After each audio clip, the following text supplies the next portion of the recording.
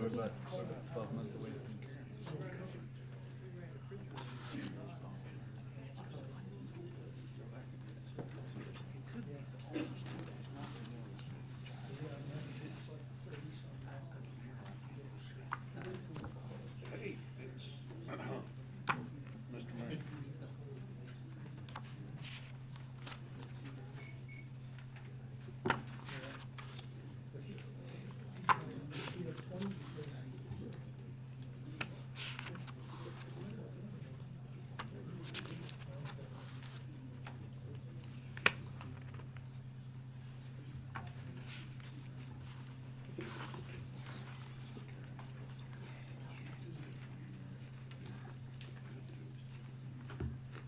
You're supposed to keep them straight down there.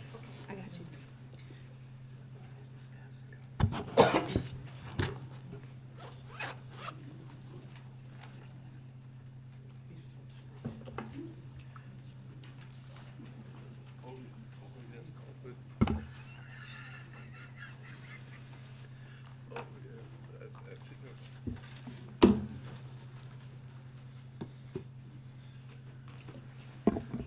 Good evening, everyone. Thank you all for being here. Welcome to our November meeting. Hopefully, everyone made it here safely through the weather today. We are 11/12 through our year. We've got one more meeting for the year. But again, thank you all for being here. Mr. Hinkle is not with us. We will keep him in our thoughts and prayers. We do have a quorum. We will have an invocation and ask everyone to stand when we recite our Pledge of Allegiance. I will lead the invocation tonight. If we would, please bow our heads. Dear Heavenly Father, we gather here today to take a moment to pause and reflect. We thank you for the opportunity to serve our community and for the privilege of coming together in this gathering. We ask for your guidance in our discussions, that we may be filled with wisdom and understanding. Help us to listen to one another, to work toward common goals, and to foster cooperation and respect for our deliberations. We ask all these things in your name. Amen. Amen.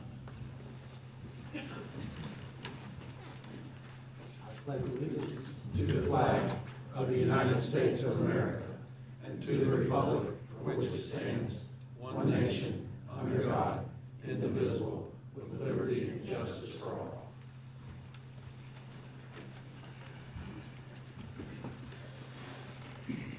Thank you. Council, you have your agendas in front of you. Any amendments or changes to tonight's agenda? Anything from staff? No, sir. Great, thank you. Council, I'll ask for a motion to approve our agenda as presented. I'll make that motion that we approve our agenda as presented, Mr. Mayor. Thank you. Mr. Now, is there a second? Second. Thank you. Mr. Jarozinski, all those in favor say aye. Aye. Any opposition? Hearing none, motion passes.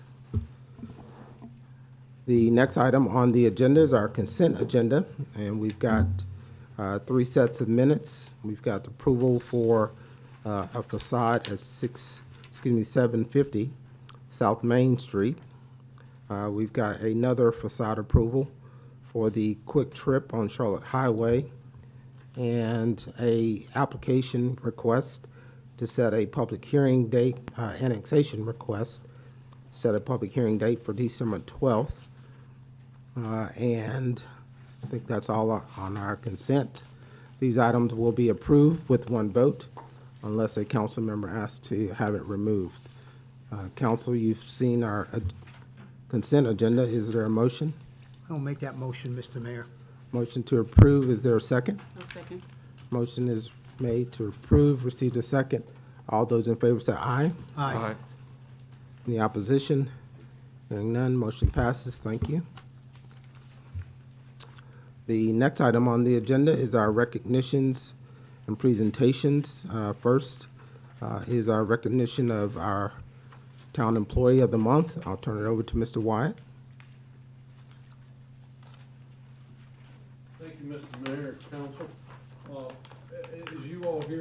brag quite regularly on our staff. It gets very difficult at times to choose who the employee of the month is, because we have so many employees regularly achieving their normal job functions.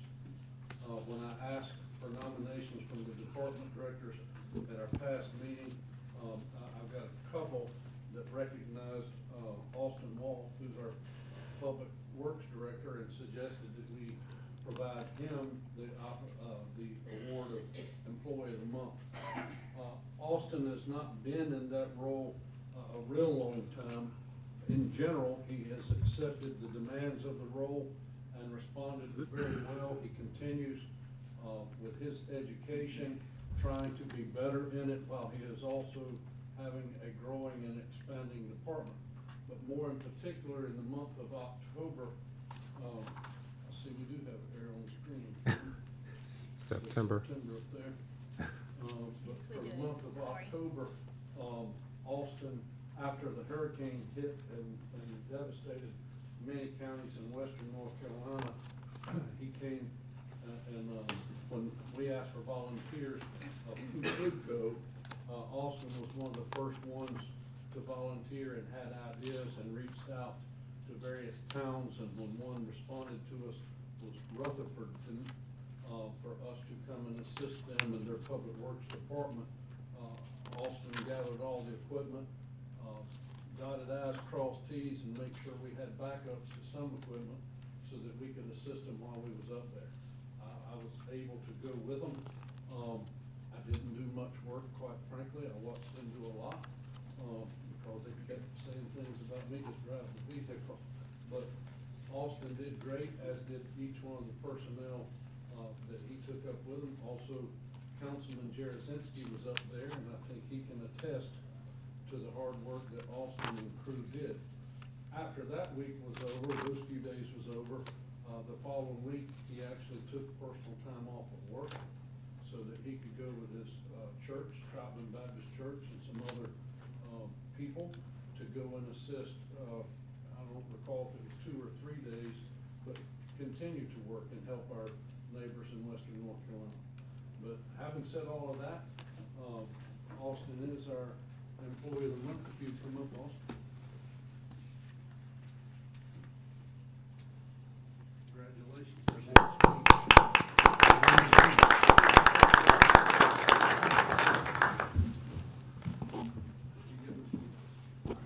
Thank you, Austin.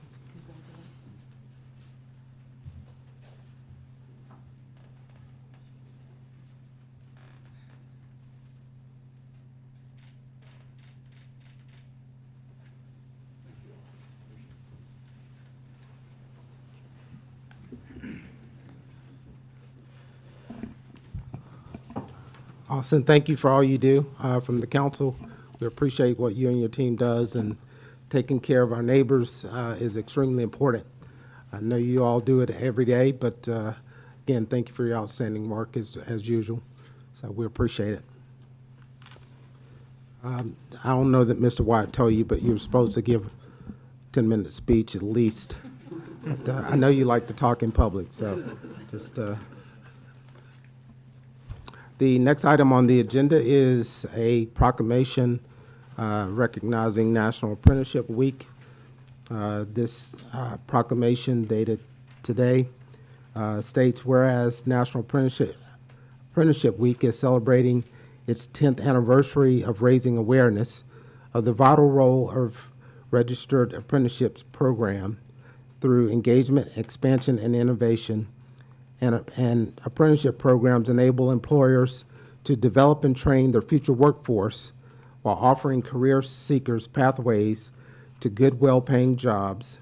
And the town of Troutman recognizes the role of registered apprenticeships in expanding opportunities in our workforce that are inclusive of individuals who have been historically underserved, marginalized, and adversely affected by persistent poverty and inequity, thus providing a path for all qualified individuals, including women, people of color, individuals with limited English proficiency, veterans, individuals with disabilities, to become apprentices and contribute to America's industries.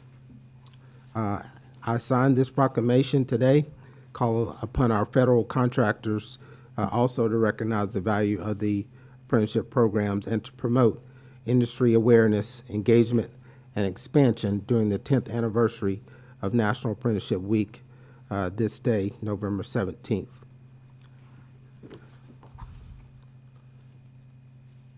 I know there are several programs over at our Career and Technical Academy, CATS. Several students over there participate in programs, and I think it's a good recognition for the opportunities that are being presented this week. The next item on the agenda is our standing reports, and first is our ABC Store Quarterly Report, and Mr. Getzinger's here, our chairman. Good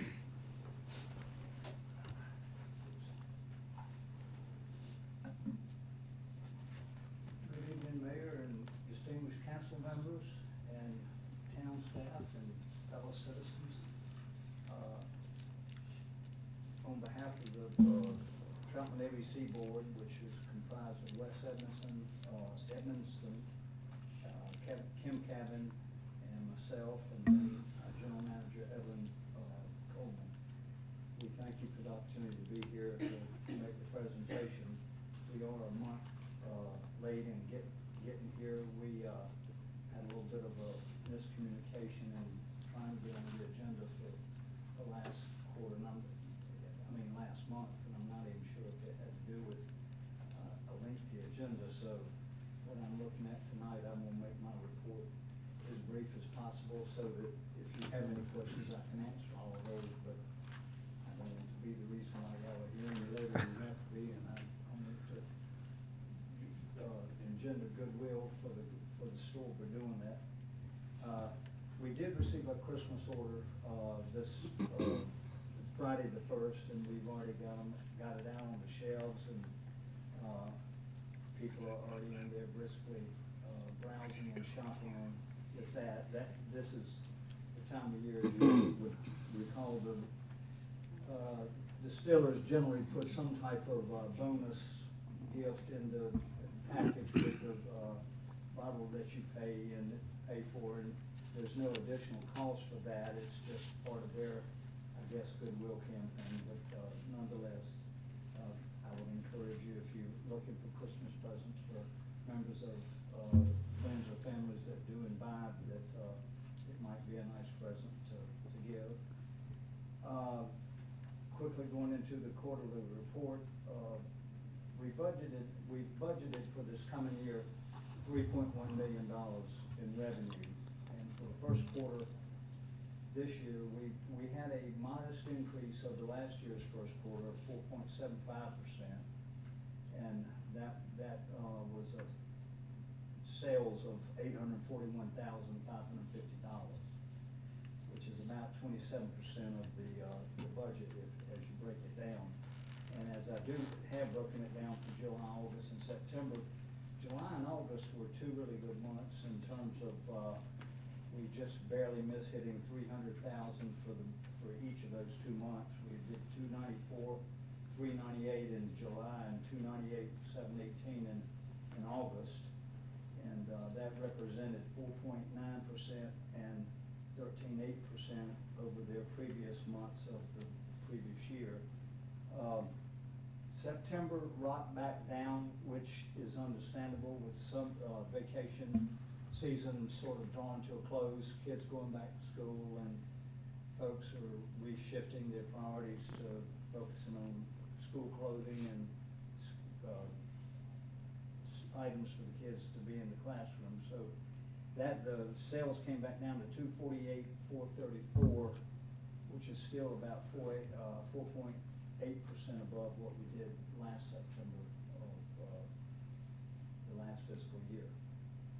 The first quarter net profit was $68,226, or 8% of what our sales were for the quarter. And as 33% of our annual budgeted profit, which is $209,282. Our distributions for the first quarter, and I know the checks, I've signed the checks, and I just hope they found their way over here. They have, oh Lord, I'm asking the wrong person. Not yet. I told her not to give them to you. But anyway, if they're not here, they're in the mail. Okay. And the town of Troutman will receive or has received $23,857, and that is both the town and its designees. Law enforcement will receive $3,895 in alcohol and drug education, which is DOSI, will receive $5,453. We do have on hand now, at this moment, $254,500 worth of inventory in the store, which is considerably higher than last year at this time. And the intent is to try to build up as best we can going into the November and December time of year, which is the busiest season of the year for us, and want to make sure that we do have plenty of inventory to get us through that. Our current retained working capital is $391,700. That's against a maximum allowed of $642,855. And then our specific capital reserve account, which is an account the council approved back in 2021, to allow us to set aside funds to go towards the construction of the new store. And just real quickly on the new store, we haven't really done anything more. We've got all the pieces in place, and the RFQ drafted, but until right now, even though you hear numbers that are increases from a inflationary perspective, the sales are somewhat flat compared to what we, in terms of what we see coming back both to the town and to the store. So we want to see the economy get turned back around, and also to hopefully seize whatever activity that we had anticipated in preparation for building the new store to start back up, or at least amp back up, if you would say. And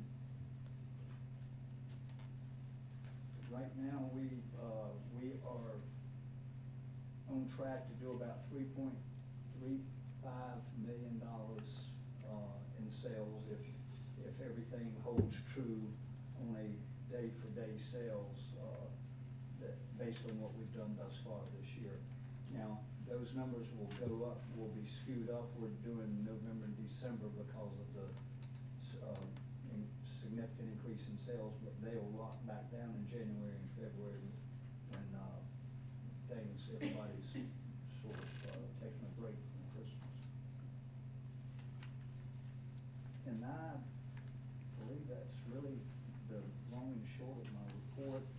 I'd be more than happy to answer any questions you might have.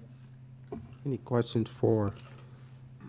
I don't have a Sure. question, it's just a statement. Please convey back to the employees and to Evelyn about how proud and what a great job that they do.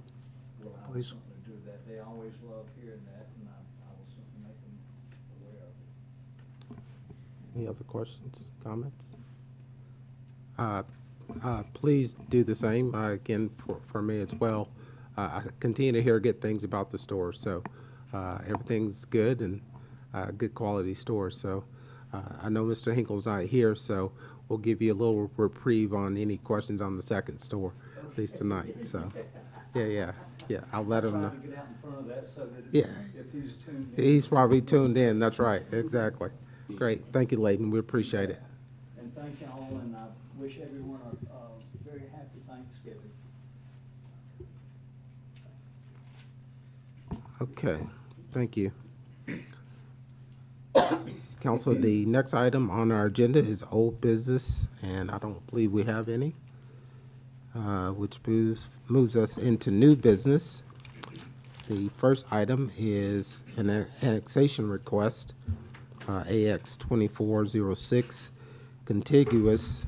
Applicant is Rogers Thompson Millsaps, 103.73 acres, plus or minus. The pins are in your agenda, between Falls Cove Phase 7 and Apple Hill Road. I will now open this public hearing and turn it over to our planning director, Mr. Ventresca. Okay, thank you, Mr. Mayor. Good evening, everybody. This is an annexation request. As Mr. Mayor had mentioned, it's approximately 104 acres. The applicants are Jerry Rogers, Leonard and Sandra Thompson, and Shirley Millsaps. Now, the current zoning is Iredell County RA, or Residential Agricultural. Forget that location. It's not 774 South Main Street. This is located between Falls Cove Phase 7 and Apple Hill Road. This is contiguous. There is a pending rezoning case, which will be my next hearing, that is accompanied this annexation request. And with this particular request, staff does recommend approval. So with that, I'll open up for any questions the board might have for me. Council, you've heard from Mr. Ventresca on the annexation, also discussed briefly on Monday. Any questions for Mr. Ventresca? Okay. Nothing else? We will now open it up to the public and allow the public to comment. Public is invited to comment on this annexation request. Please limit your comments to 3 minutes. And again, direct your comments to the council. Anyone here like to comment on this annexation request? Okay. Hearing none, I will close this public hearing. Council, you've heard from Mr. Ventresca regarding the annexation request. We will now consider ordinance 2724, titled An Ordinance to Extend the Corporate Limits. Is there a motion regarding this ordinance change?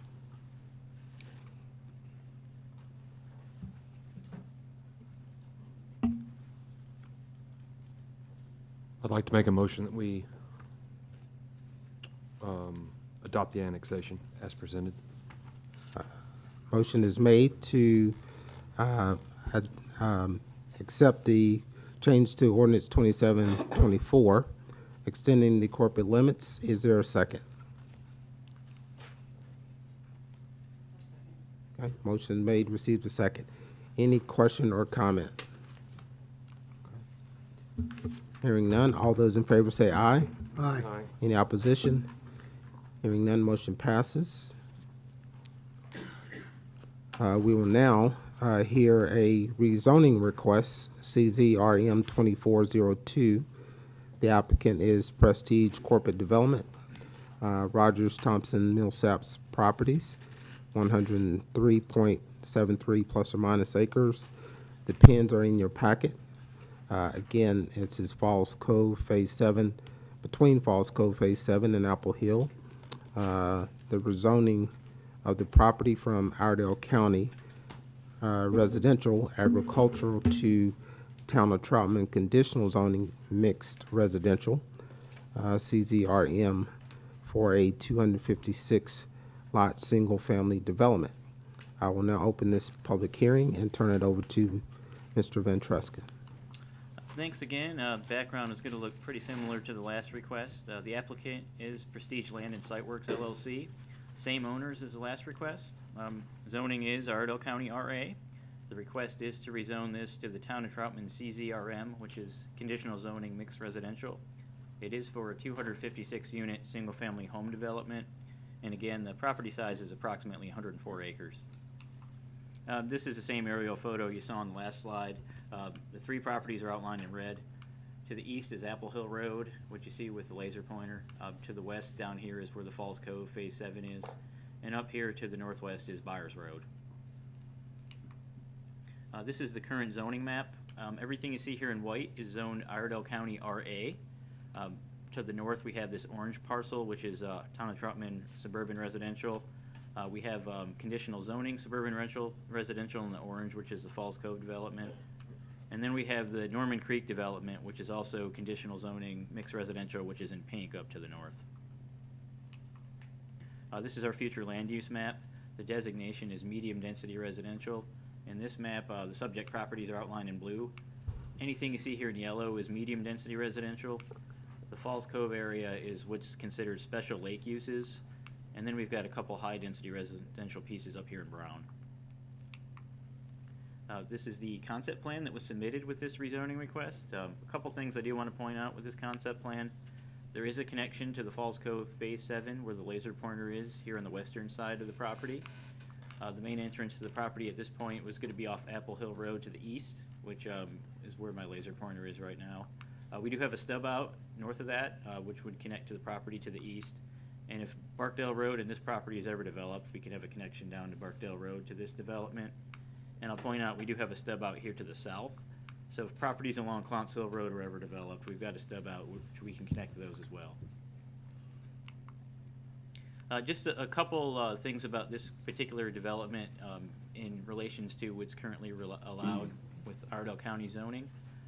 They're asking for 2.46 units per acre. Currently allowed with the way it's zoned, it's roughly 2 units per acre. Open space is 10. Iredell County doesn't have any open space requirements. Buffers, there's a 100-foot stream buffer would be required with this particular development. There is that 100-foot stream buffer as well, as how it's particularly laid out. We do have a 50-foot and 25-foot perimeter buffer that's being suggested by the applicant. There are no perimeter buffers with how it's currently zoned. And being it's in the watershed, on-site stormwater detention would be required both. The way medium density residential is defined in our land use plan, basically they're for detached single-family residential development in close proximity to commercial areas with water and sewer. Minimum requirements are screened from the main roadway. Densities are typically 2 to 3 units per acre, and there should be a variation of lot sizes. This property is in the watershed, as I had mentioned, so on-site stormwater measures will be required. Watershed development permit is required. If the zoning change is approved, I will consider that permit to be approved by the council. This property is currently under a TIA. The TIA is in progress. The preliminary recommendations have been shared with staff, and I'll show those on the next slide. 14 intersections were studied with this TIA. And I did want to point out that TIP project R5711, which is the Flower House Loop Houston Road realignment, is scheduled to start construction during this fiscal year. So it might be a little bit tough to see, but I'll explain. There's 4 mitigations that were found in the TIA. The site is what you see here in blue in the middle. So here is Apple Hill Road, which connects to Flower House Loop. The first one is at the southern leg of Flower House Loop in Charlotte Highway. And there's 2 options, and it will depend on right-of-way and utility relocation.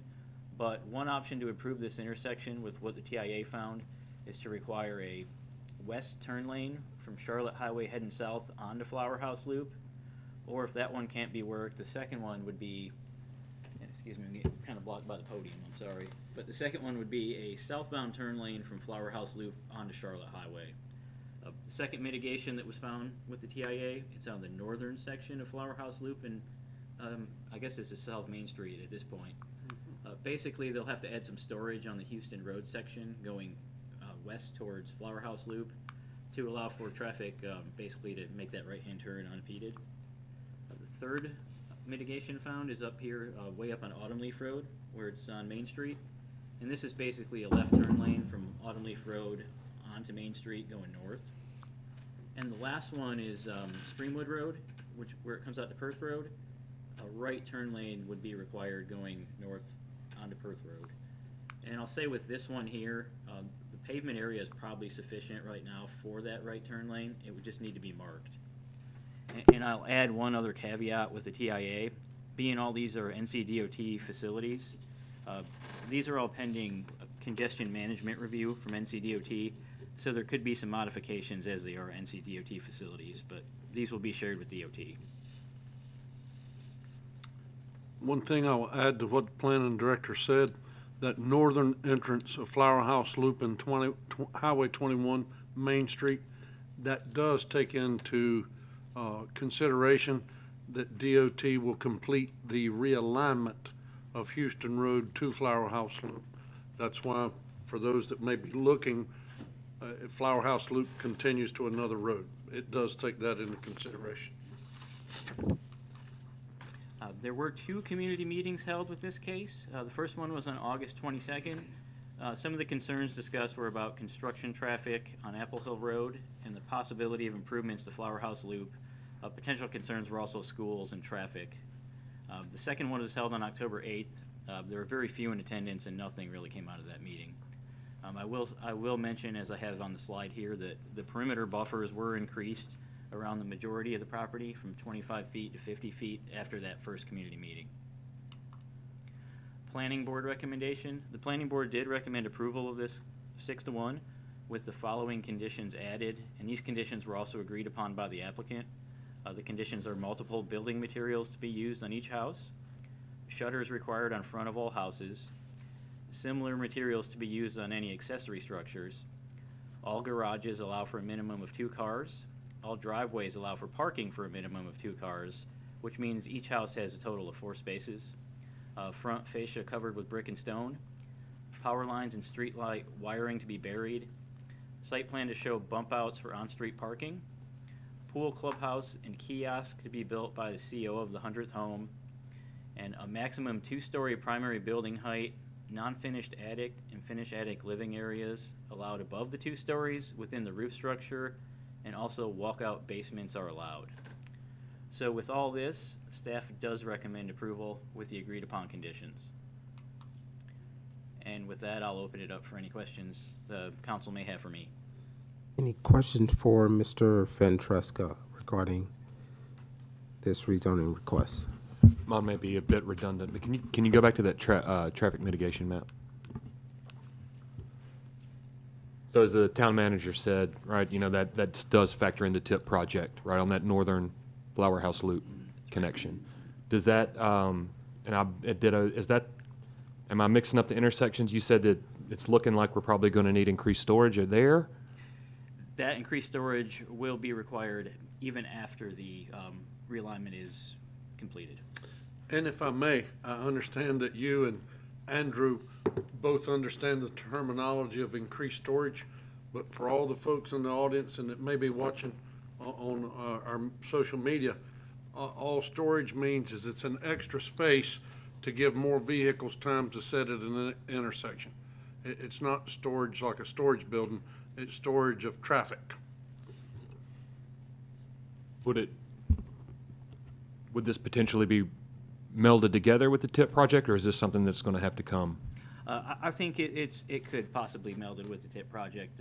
Once we hear back from DOT with their particular approval of these things, we can discuss that with them. It would make sense. Thank you. And as our town manager stated, a TIP is a transportation improvement plan. Would that be Yes, sir. correct? Okay. Yes, Sorry, I've done my homework, Mayor. Yeah, absolutely. Any other questions for Mr. Ventresca? Yes. You mentioned that, the traffic, I'm probably gonna say it wrong, the traffic lights that are required, is that the builder is gonna be required to make sure that happens, or am I saying it wrong? Yeah, there were no traffic signals required. There were just a couple additional turn lanes, and yes, those would be at the expense of the developer. Yes.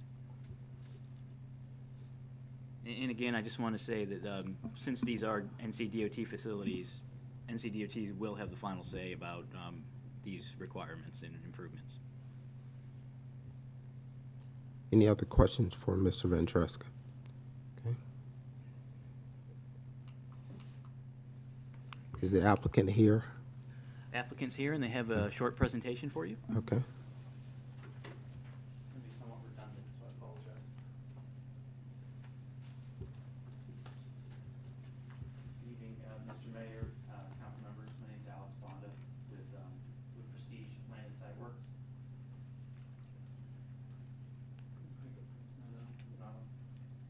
Okay, that's on. Hello? Yeah. Okay.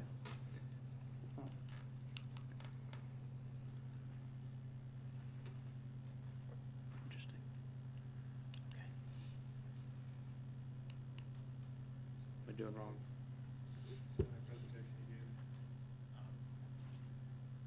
If you can scroll down, if yes, you can. Yeah, yeah, so we'll just skip, I'm sorry, we'll just skip some of the stuff that Andrew's already gone through with existing zoning and future land use. If we could keep scrolling down. So I just want to tell a quick story of just how we got to where we are today with our plan. With our first submittal, we had our first community meeting. At the time, we didn't have the 10 or so acres of the Millsaps property in the upper corner here. So during that community meeting, that wasn't a part of this layout.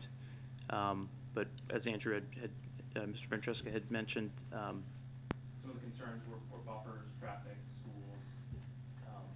So we took some of those concerns into consideration. You can see on this plan here, the entire perimeter buffer was 25 feet. So we ended up doubling that with the majority of the perimeter of the property next to existing residential. Our density at the time was 2.74 units an acre. The lot count, the home site count was 256 homes. You can scroll down. So with our taking those concerns into consideration and updating the plans, we ended up having to get an easement for our Norman Creek subdivision to the north, which would run across the Millsaps property.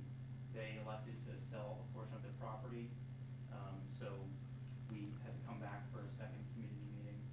As Mr. Ventresca had mentioned, there was few in attendance, but that was required with this additional parcel. We didn't raise the density or the home site count at all. It still remained at 256 homes. Our open space went up to about an acre. Our density went down about three tenths. Our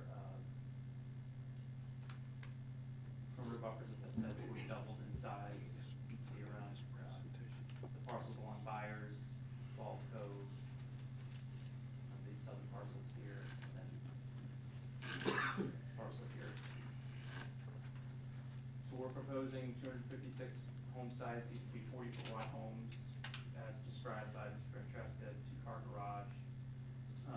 It would be anywhere between 1,500 to 3,000 square feet in size. No vinyl, mixed materials, brick and stone.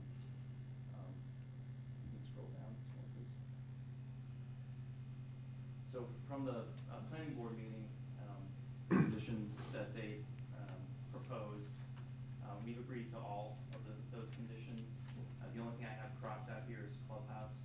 We just asked that for a pool cabana amenity. A cabana is just a building with restrooms and the pool room, the pump room.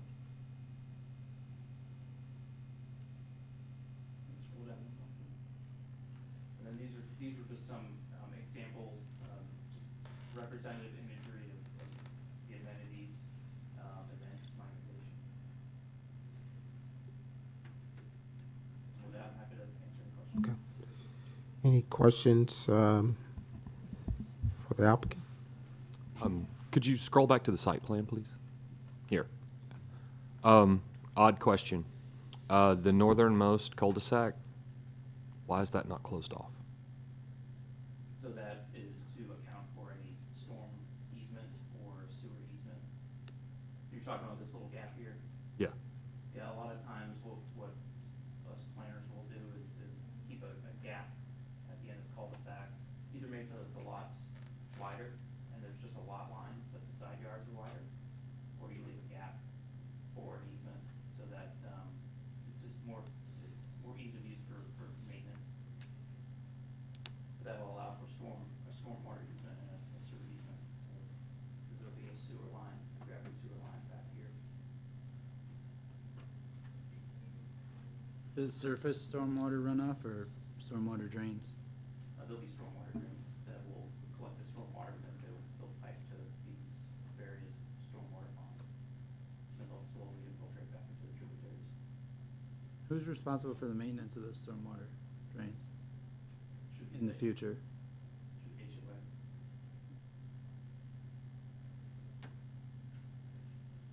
Any other questions? for With the the applicant? northernmost stub out, is that the one just right adjacent to Apple Hill there?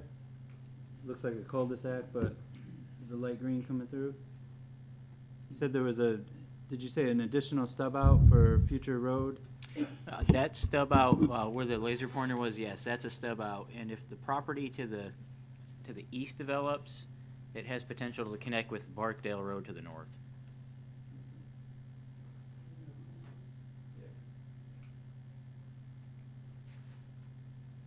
So with these stubs, we proposed pavement to the proposed buffer line, and then the remainder of that 50 feet would be dedicated right of way. So if there were to be future development from another developer, they could do that. Two actual egresses. Yes, two egresses on Streamwood and Apple Hill, and then two stubs, future stubs. And that's phase 7 of, did I hear that correctly? That's right, that's what we call Phase 7, that's how D.R. Horton had platted it. And is that infrastructure there or planned? The infrastructure's there, it's not to the point where the town is ready to take it over yet, but But the road and all the infrastructure is in place.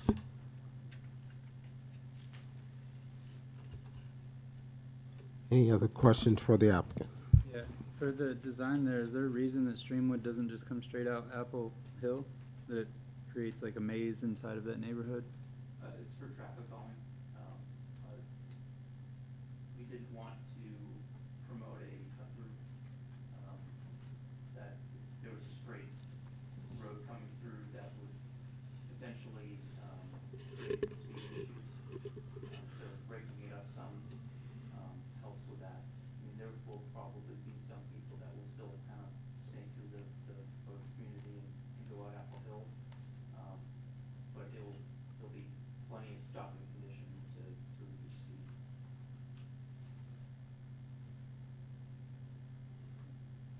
Other questions? Okay, thank you. Thank you.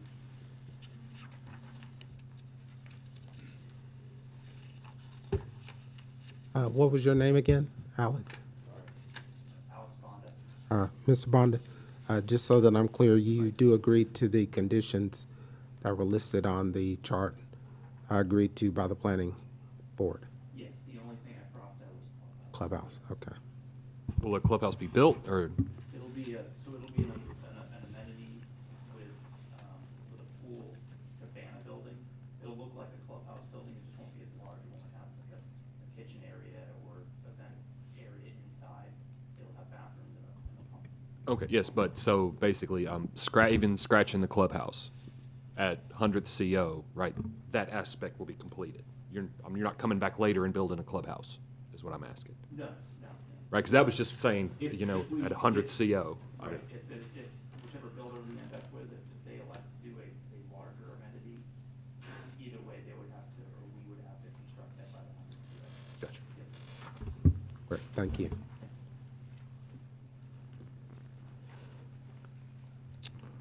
If no other questions for the applicant and Mr. Ventresca, I will now open this public comment period. Please direct your comments to the council. Anyone here like to comment on this rezoning request?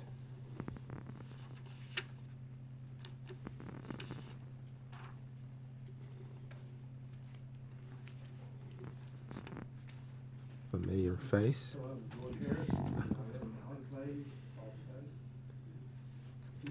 Mike's off. Is it on There now? you go. It's on, yeah. I know you'll be a technician too. Anyhow, on behalf of several of my neighbors in in zone phases 5, 6, and 7 that I've talked to recently, we're requesting that if the subdivision zoning request is approved, that you include the following condition. And we brought up planning and zoning meeting a while back, and the trustees was agreeable to it, depending on what the fire marshal said, which Andrew's been following for that. So the condition we're asking is that vehicular connection stub to Streamwood Road, as is illustrated in the site plan, shall remain closed for the duration of construction to avoid construction traffic utilizing Streamwood Road as a means of egress. If the fire marshal requires connector to be open sooner, then a sign limiting the connector to residential traffic only be placed there. And this is kind of the same condition other than the fire marshal piece with Shin Farms that we did a couple of years ago to keep the construction route off of Sanders Ridge. So it's not something new we've done in the past. And some of the reason for the request that we were looking at is that the final 2 phases of Falls Cove, which one is with Lenore doing, I think, section 4, and D.R. Horton is doing section 7, they're on target to be completed within the next year, or maybe a little bit after that. This new Apple Hill development, according to the developer of the planning and zoning, we're looking at 5, 6 years for it's completed. Now, the problem is, if you have construction traffic on the roads, as I've had conversations with the town manager, they will not be paid, final paving and turned over to the town until all construction work is done. So if you put the other construction over for another 5, 6 years, we won't get the next layer of asphalt on that, so we're not to dodge manholes and stuff like that. So anyhow, that's what we're looking at, is that not make it, Falls Cove wait 5, 6 more years to finish the roads. With this condition, Falls Cove phase 2 through 7, because phase 1 has already been completed, can get all the roads brought up to standards, allowing residents to stop dodging manholes, have access to street sweeping, and possibly someday snow plowing. It snows again. And most important, the handicap access to each one of the sidewalks in those areas. Some of them have a lift as high as that much to get up onto the sidewalk. Others are smaller, but it allows us to get the streets paved up and have the full access for handicap. Just a little history that, just a reminder of, and may not be aware of it, over 21 years passed since phase 1 was started. And then there was bankruptcy in 2007 and 2008 by the developer.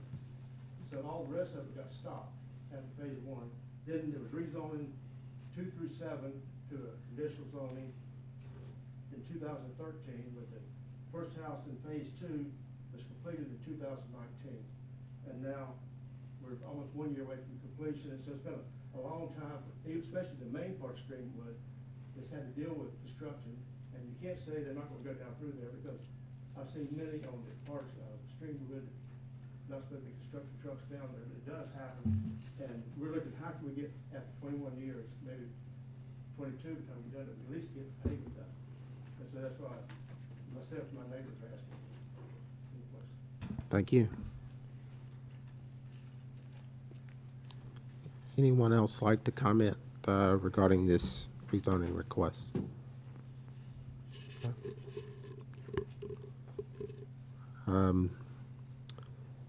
Council, you've heard from one on the public hearing side regarding closing the entrance to phase 7. Mr. Bonda, could you,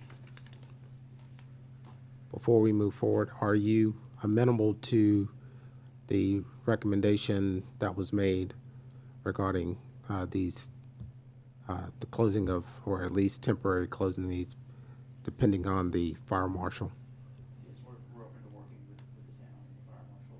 Okay. As far as construction access. Okay. All right, thank you.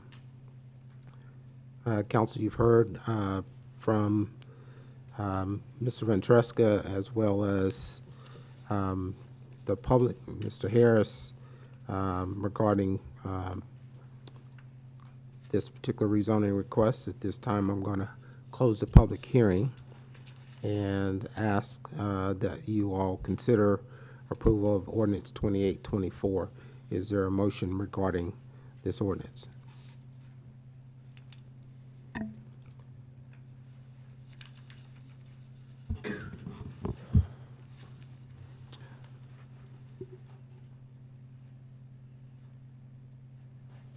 I'll make a motion that we approve ordinance 2824. Motion's on the floor to approve ordinance 2824, an ordinance changing the zoning classification of the after described property from Iredell County agricultural to Town of Troutman zoning mixed residential, CZRM, known as CZRM 2402, 803 Apple Hill Road. Is there a second? Motion is made, receive a second. Questions or comments? Hearing none, all those in favor say aye. Aye. Any opposition? No. Okay, one no. Quorum, 3. Motion passes. Next item is the consideration of a consistency statement regarding the rezoning request. Is there a consistency statement? Please read the full statement.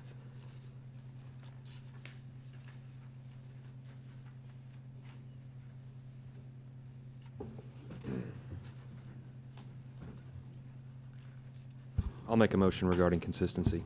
Okay.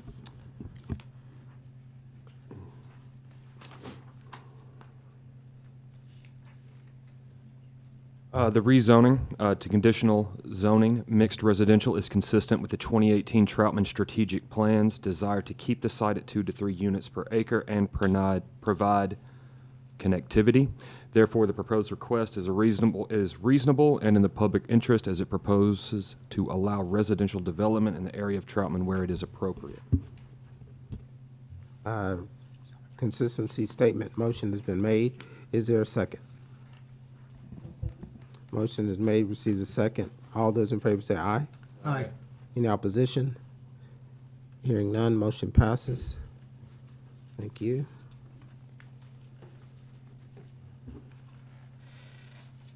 The next item on the agenda is a annexation request, AX 2407 contiguous. The applicant is Impression Homes LLC, 2.445 plus or minus acres. PIN is 4741143000, 149 Pinewood Road. I will now open this public hearing. Turn it over to Mr. Ventresca. Thanks again. This is a voluntary annexation request, approximately 2.5 acres. The applicant is Impression Homes LLC. The property is currently zoned suburban residential, Town of Troutman, so it is in our ETJ, so there's not a rezoning component to this request. The location is 149 Pinewood Street. It is contiguous, and the reasoning for this request is there is an under-construction home that's requesting to use town water and sewer. And as per policy of the town, if that's the case, we ask for them to annex into town. With this request, staff does recommend approval. So with that, I will go ahead and open up for any questions you might have for me. Any questions for Mr. Ventresca? Okay. If none, I will open it up to, is the applicant here like to speak? I don't believe the applicant is here tonight. I will open it up to the public. Anyone from the public would like to speak on this annexation request?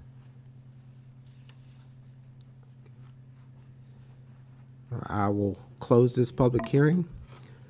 Council, you've heard from Mr. Ventresca regarding this annexation request, bringing this 2.445 acres into the town. We will now consider ordinance 2924. Is there a motion regarding extending the corporate limits of the town of Troutman? Make that motion, Mr. Mayor. Thank you. Is there a second? Second. Motion is made, receives a second. All those in favor say aye. Aye. Any opposition? Hearing none, motion passes. Thank you. The next item on the agenda is a rezoning request, RZ 2409. Applicant is Leon Bowens, 18.171 plus or minus acres. PIN is 4742007854, Murdoch Road, adjacent to Career Academy Technical School. to rezone the property from Town of Troutman suburban residential to light industrial. I will now open this public hearing. Turn it over to Mr. Ventresca. Thank you. Again, the applicant is Leon Bowens Jr. The current property owners are Sandra Overcash and Gerald Rimmer. The current zoning is RS, suburban residential.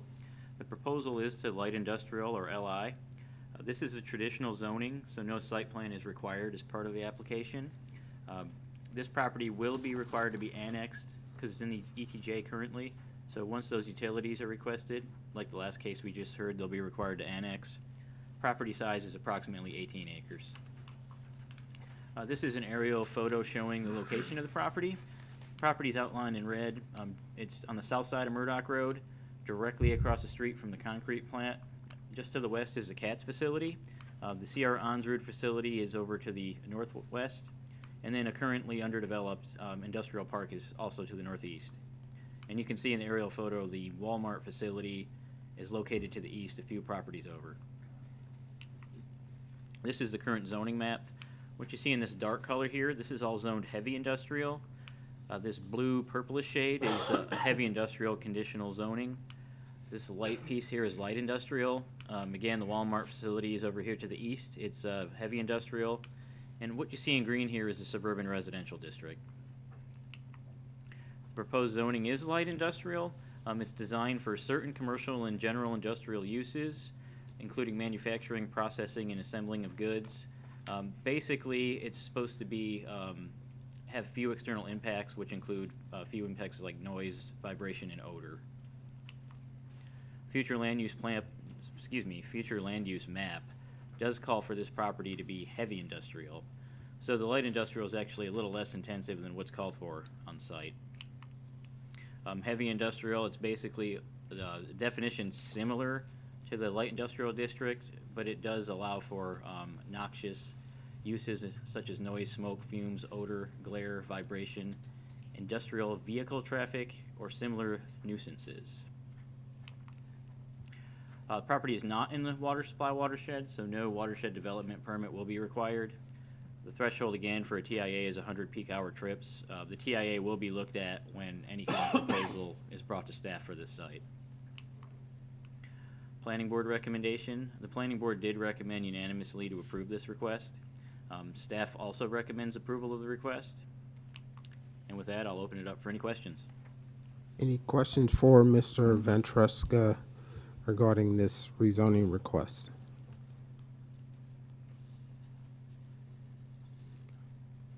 Okay, I will now open up the public hearing. Anyone here like to comment regarding this rezoning request?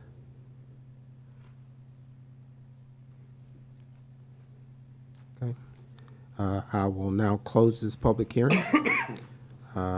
Council, you've heard from Mr. Ventresca regarding the rezoning request. We will consider adoption of ordinance 3024. Is there a motion changing the zoning classification from the after described property from suburban residential to light industrial? I'll make that motion, Mr. Mayor. Is there a second? Second. Motion is made, received a second. Any question or comment? Hearing none, all those in favor say aye. Aye. In opposition, no. Ayes have it, motion passes. We will now consider a statement of consistency. Please read the full statement. I'll read that, Mr. Mayor. Action describing consistency. Rezoning to light industrial is consistent with the 2035 future land use map and the area's current land use pattern. The request is reasonable and in the public interest, as it proposes allowing industrial development in the areas of Troutman where appropriate. Thank you. Is there a second to the consistency statement? Second. Motion is made, received a second. All those in favor say aye. Aye. Any opposition? Hearing none, motion passes. Thank you. The next item on the agenda is a text amendment. Applicant is CI 77, Troutman LLC. I will now open this public hearing. turn it over to Mr. Van Tresca. Thank you. This request is to amend Use Matrix 33.1 to allow for data centers to be a permitted land use in the heavy industrial district, and also to add the below definition to Article 13 of the UDO, which is our definition section. And this is based on NICS code 518210, which is basically the national code for industrial uses. The definition would read, this industry comprises establishments primarily engaged in providing infrastructure for hosting or data processing services. These establishments may provide specialized hosting activities such as web hosting, streaming services, or application hosting, except software publishing, or they may provide general timeshare mainframe facilities to clients. Data processing establishments provide complete processing and specialized reports from data supplied by clients, or provide automated data processing and data entry services. All structures, uses, utilities that are accessory to the use are permissible. And with that, we have some representatives from the applicant here that could answer some further questions on data centers the board might have. And I'll open it up for any questions you may have for me. Okay. Any question for Mr. Van Tresca? And the applicant? Well, I'd like to hear from that. Yeah, applicant, please come forward. Please state your name and sign in at the podium.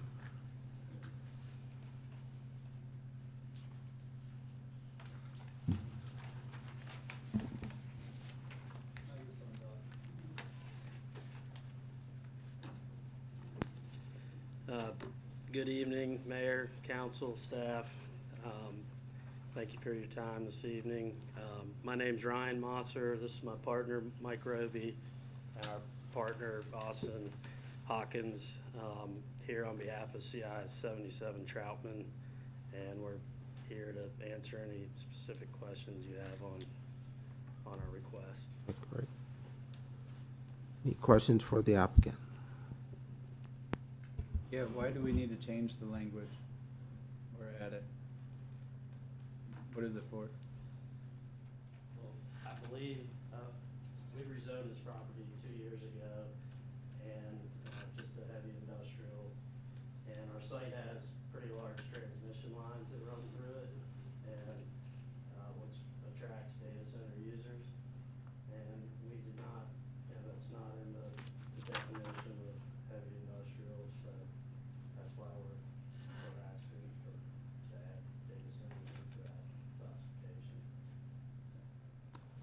Could you update us, where exactly is this property that you guys are talking about? Yeah, it's on Houston Road, right at 77, kind of where the water tower is, the northeast quadrant of Houston, I-77. Okay, thank you. Yeah, it's 88.5 acres. To be clear, this isn't just for our site, though. This will be a text amendment that will be applicable to all properties down in Troutman. Right. I'd like, Austin, why don't you tell them a little bit about, you've done a lot more of these developments in terms of the benefits of having a data center versus traditional heavy industrial. I think that would help you all understand why we feel this is a better option for us. Good evening, Mr. Mayor and Council. I'm Austin. I'm part of the development team from Edged. We're about a 4-year-old company. The data center industry is much older than us, but we're in a relative infancy here. But we have fully constructed 2 data centers in Atlanta and Dallas that are both operational.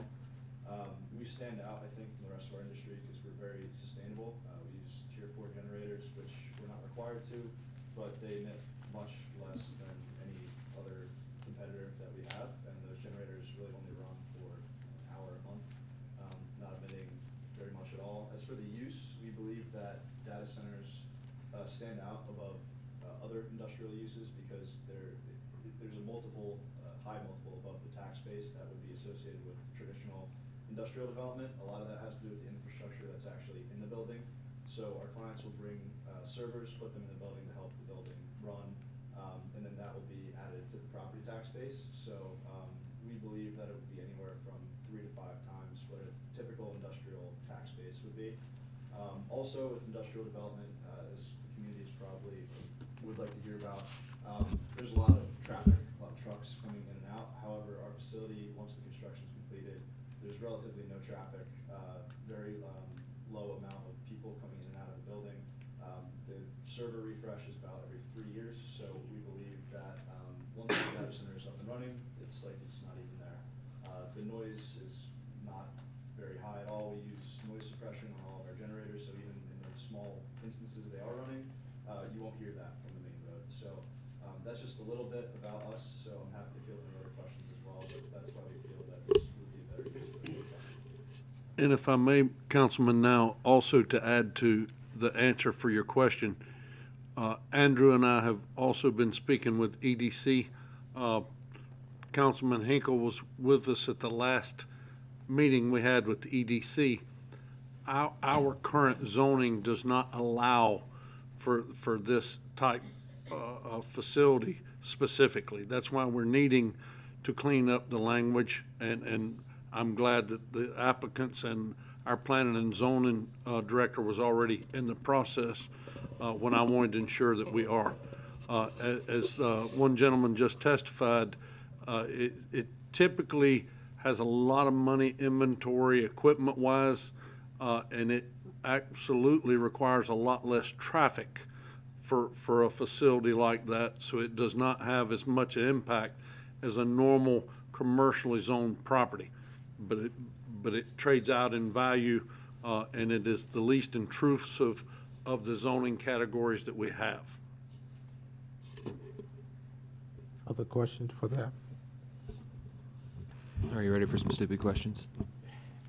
I don't know much about data centers. But these,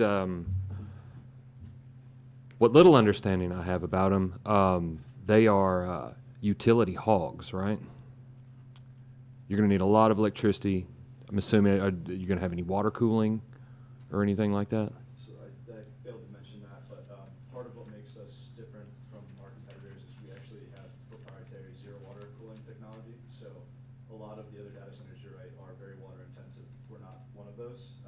As for the power, we would build and extend infrastructure on our own dime. We would develop a substation on our site, and that would be separate from the residential power use. So that would just be plugged directly into us. So you achieve zero water above ground. So there, water associated with a typical development, we use some water for the Oh, facilities. no, I'm talking about your tech, right? And you do this without having to go underground. Correct, yeah, the chillers will be located on top of the roof, and that's what we use to cool our equipment, and those do not use Oh, water. so glycol. Yeah, we have a solution, some sort of chemical solution that's a little bit. Now you're getting into my wheelhouse. All right. There's some sort of, chemical solution that we use. The company is actually called ThermalWorks, and those are the chillers that we deploy in our data centers to cool. And they're on the roof. Okay. That's all I have. Okay. Other questions? I mean, it sounds like you're kind of already planning on putting a data center there after this text amendment, is that? Well, that's the expectation, to Councilman's point, it's a function of making sure the power is available to support, and so I think it's no secret, we're talking to the power company about the availability of the wattage and stuff that we need to run this, but that would be the game plan. It's I think a less intensive use than what you could possibly put there in terms of heavy industrial, so we view it as a win-win for everybody if we can make it happen, if we can get the power source there. I think just a few months ago, we approved an easement for transmission lines through that area, is that correct? Why Troutman? And you said you're in Atlanta. How close to Atlanta are you? Are you in the suburbs of Atlanta, in Atlanta Metro? We're very close to the metro. I'd say probably, I want to say 15 miles out of Atlanta proper.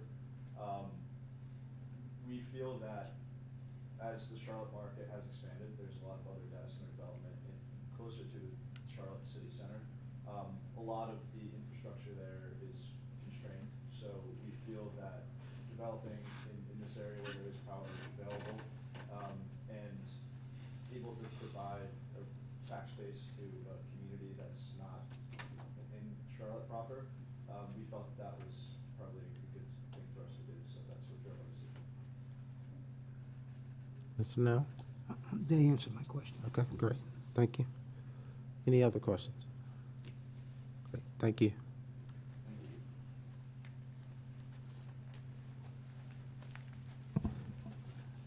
Council, you've heard from Mr. Ventresca and the applicant. No other questions. I will open it up to the public for any public comment regarding this text amendment. Hearing none, I will now close this public hearing. Council, we will now consider ordinance 3124, titled An Ordinance Amending the Town of Troutman Unified Development Ordinance to include this text amendment. Is there a motion?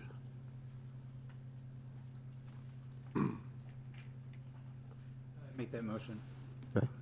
Is there a second? Second. Motion is made, receives a second. All those in favor say aye. Aye. Aye. Any opposition? Hearing none, motion passes. Next is to consider a statement of consistency regarding the text amendment, and I would ask that you read the full statement.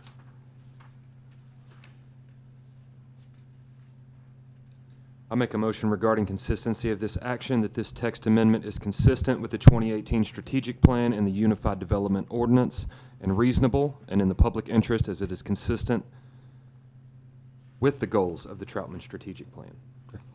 Is there a second to the motion regarding the statement of consistency? Motion is made, received a second. All those in favor say aye. Aye. Any opposition? Hearing none, motion passes. Thank you. Just looking over this, and comment I didn't make, but on the back end, a lot of this stuff is things that the town needs, you know, maybe a discount on some cloud storage, payroll. Little things. server room in the Yeah. back. Yeah. Sorry, the motion's already passed. Yeah, you're too late. I'm gonna have to talk to you Think about that, moving Mr. forward. Jarzynski. Yeah. I mean, they were standing right here. I mean, Yep. next item is a text amendment, TA 2409, applicant Town of Troutman. I will now open this public hearing and turn it over to Mr. Ventresca. Okay, thanks. This request, it's brought forward by staff, basically adding periodic review to surety performance bonds for approved development. As the cost of all aspects of construction continue to rise, the UDO does not provide any safeguards for review of the bonds to ensure that the bond amounts rise with the cost of development. So the recommendation is basically to add this language to section 9.45C. It says the amount of any such guarantee will be reviewed every 2 years to ensure the value of the guarantee is accurate and covers the current market value for the approved development infrastructure. It also states that any time a guarantee is renewed, the amount of the guarantee in current infrastructure will be reviewed by the town engineer to ensure that the value of the guarantee is accurate and covers the current market value for approved development infrastructure. I did want to mention one thing. For those of you that have been on council a while, I went back through, if you remember, there was this big thing, NC 60D, where each municipality was required to update their UDO with the new regulations of the general statutes. Well, this was before my time, but I found that the town had hired an outside consultant to update the ordinance with NC 160D. This language about the, basically this guarantee being renewed was not included in our ordinance. So I don't know, I can't even speculate why it was missed, but anyway, I would like to add at the end of this statement that just the quick line of, in accordance with NCGS 160D 804.1. Great. Thank you. Any questions for Mr. Ventresca regarding the surety bonds development? Okay. I will now ask if there's anyone here from the public like to comment regarding this text amendment. Seeing none, I will close this public hearing. Council, you've heard from Mr. Ventresca regarding the periodic review of surety bonds for development projects. We will now consider approval of ordinance 3224, an ordinance amending the Town of Troutman Unified Development Ordinance. Is there a motion? Motion's made to approve the ordinance. Is there a second? Second. Motion is made, received a second. All those in favor say aye. Aye. Any opposition? Hearing none, motion passes. We will now consider a statement of consistency regarding this text amendment. Please read the full statement. Make a motion regarding consistency of this action, that this text amendment is consistent with the 2018 Strategic Plan and Unified Development Ordinance and reasonable and in the public interest as it consists with the goals of the Troutman Strategic Plan. Thank you. Is there a second to the motion regarding statement of consistency? Thank you. All those in favor say aye. Aye. Any opposition? Hearing none, motion passes.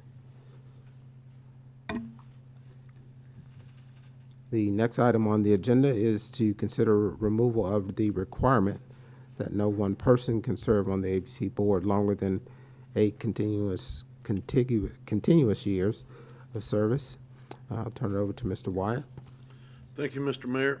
As we discussed in agenda briefing Monday, all of our other committees and even elected offices you all hold, the town has no such requirement for any of the other committees or appointments or elected service that limits years of service. This was not actually in any of our text amendments. It was just a motion at a board back around 2015-16 when the ABC board was being created. The thought process at the time was to limit the terms of service so that it could rotate if needed. There were some concerns with us not having an ABC board before, how things would work, and due to the I would characterize it as very conservative or way off base report that was given on the projections of the ABC board. I think the council at the time did this as a safety. As you all have seen and observed the reports over the years, that initial board appointment was also for 5 board members. Once the ABC store was open and running, it was reduced from 5 members to 3 members. And I simply think being in consistent with our other boards and positions that you all remove that. Thank you. Council, you've heard from Mr. Wyatt regarding this request to consider removing this requirement. Is there a motion? I'd like to make a motion that we remove the requirement that no one person can serve on the ABC board longer than 8 continuous years. Is there a second? Second. Any question or comment? All those in favor say aye. Aye. Any opposition? Hearing none, motion passes. Okay. Next item is the reappointment of Mr. Getzinger to the Troutman ABC Board for an additional 3-year term. Mr. Wyatt? Thank you, Mr. Mayor. As you all heard, Chairman Getzinger from the ABC Board presented earlier. He has held the position of chairman since being appointed. However, I would like to stress to you all, we do not dictate their positions. The ABC Board votes on their positions themselves. We also advertise on the marquee near Church Street. We advertise in our monthly newsletter and on our websites that citizens within the town, ETJ areas, or otherwise, depending on the appointment, are encouraged to send in a resume and be considered to serve in any capacity that they feel comfortable and or that we have openings for. We have not received any ABC board interest in more than 2 years. That being said, If you do not reappoint, that means the board will drop down to 2 people, and it would not necessarily be able to have a quorum with 2 people present. But Leighton has done very well service, and I recommend that you all consider his reappointment to the board. Council, you've heard from Mr. Wyatt regarding the reappointment of Mr. Getzinger. Is there a motion? I'll make a motion that we reappoint Leighton Getzinger to the Troutman ABC Board for an additional 3-year term. Is there a second? Motion is made, receive a second. Any question or comment? Should we proceed since he left? We won't tell him we increased his pay. All right. Any other question or comment? All those in favor say aye. Aye. Any opposition? Hearing none, motion passes. Please let Mr. Getzinger know he's got another 3-year term. The next item is to consider reappointments of Mr. Hap Williams, Mr. Darrell Nance to the Design Review Board for additional 3-year term. I'll turn it over to Mr. Ventresca. Yeah, we do have 2 terms expiring this month on the Design Review Board. Both Mr. Nance and Mr. Williams have been long-term members on the board. And similar to what Mr. Wyatt was saying about the ABC Board, we don't seem to have many applicants. But I will say that both Mr. Nance and Mr. Williams are good members of the board. They bring knowledge, and for me, they bring humor, which always makes things a little bit easier. So I would recommend the board move forward with these reappointments. Okay. Council, you've heard from Mr. Ventresca regarding Mr. Williams and Mr. Nance. Is there a motion? I'd like to make a motion that we reappoint Mr. Hap Williams and Mr. Darrell Nance to the Design Review Board for an additional 3-year term. Thank you. Is there a second? Motion is made, received a second. All those in favor say aye. Aye. Any opposition? Hearing none, motion passes. They're not here, we will increase their pay as well. Consider appointment of Ms. Karen Van Fleet to the Town of Troutman Design Review Board to fill a vacant term. I'll turn it over to Mr. Ventresca. Thanks again. Similar to what I said, the same board, we do have a hard time getting applicants, so we are very happy that Ms. Van Fleet applied. She's a longtime member of the planning board and a very valuable member of the planning board. Stepped down back in September due to relocation. But anyway, she was very meticulous, very valuable, and I think she would be a good fit on the DRB. Okay, great. Council, you've heard from Mr. Ventresca regarding Ms. Van Fleet. Is there a motion? Make that motion. Is there a second? Second. All those in favor say aye. Aye. Any opposition? Hearing none, motion passes. I think we covered her pay on Tuesday, sorry. Now we will move to public comments. The public is invited to address the council with any other comments or concerns. Comments are limited to 3 minutes per individual, and the speakers are required to sign in at the podium and adhere to policy 51 governing comments from the public at town meetings. Anyone here like to comment? Okay. All right, we will move on to elected official reports and comments. I will start with Mr. Jarozinski to my left. I'd like to thank the public for coming and commenting and the presentations we've had today. Sounds like a pretty great turnout by the ABC store that we have here, and it's paying back into the community. We have the jingle run coming, I believe, before our next meeting. Also the Christmas lights with a duck potentially playing Santa Claus this year. And the Rurritans will be putting on the hot chocolate at the event. So we hope that many of you can come out and meet and greet more of the council, as I think many of us will be there. In the years past, we have been, and just look forward to the events coming in this holiday season. Great. Ms. Harris? First of all, congrats to Austin for being an employee of the year. Thank you for everything that you're doing for the town as well as others out in the West both personally and professionally. We appreciate you for being a great human being. George, thank you for coming tonight to speak. So good to see you. Always good to see you, George. And just want to wish everyone a happy Thanksgiving. Okay. Mr. Now? Thank you, Mr. Mayor. I would just like to wish all our citizens and their families a healthy and happy Thanksgiving. Okay. Ms. Oxer? Yeah, I would just like to echo previous council member statements likewise. Looking forward to the holiday season. It is upon us. Austin, we now know how to get you to come to these meetings, so get ready for more awards in the future. But no, that's great job, seriously. Especially even the stuff going above and beyond. That's appreciated far outside just this town, so thank you for that. All that were involved with that. So that's all I have, Mayor. Thank you. Great, thank you. Just ditto comments from council members. Wishing everyone a great Thanksgiving. As I said on Tuesday, hopefully everyone had an opportunity to honor our veterans, and hopefully they will know that we support them, both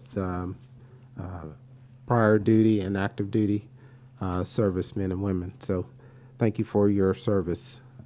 At this time, I will turn it over to Mr. Wyatt for staff comments. Thank you, Mr. Mayor and Council. I too would like to remind everybody the events coming up. We have the town parade. The next 8 days later will be the jingle run that Councilman Jarozinski was talking about. But also just a caution of safety for people out there. Town staff is diligent in trying to get all of our Christmas celebrations and decorations up so that it kind of puts the whole community in the mood once they see those go up. And we're thankful for their work. Please be patient. It takes about 3 weeks for everything to get up. I also would like to take a point of privilege and thank a few organizations.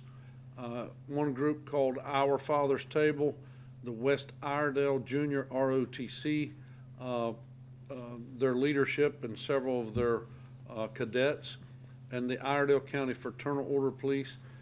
They will be doing their annual cooking and then providing Thanksgiving meals to our law enforcement, the firemen, all county law enforcement, not just ours, but all law enforcement in the county, all the firemen that's on duty, all the EMS personnel that's on duty, and of course all the dispatchers that's on duty. In addition, they will be helping some other families with having a Thanksgiving meal too. And I would just like to thank those organizations publicly for always including the town of Troutman Police and Troutman Fire in their disbursement of those meals. But once again, just ask everybody to be safe during the holiday season, and please be patient as the shopping spree starts. Great, thank you.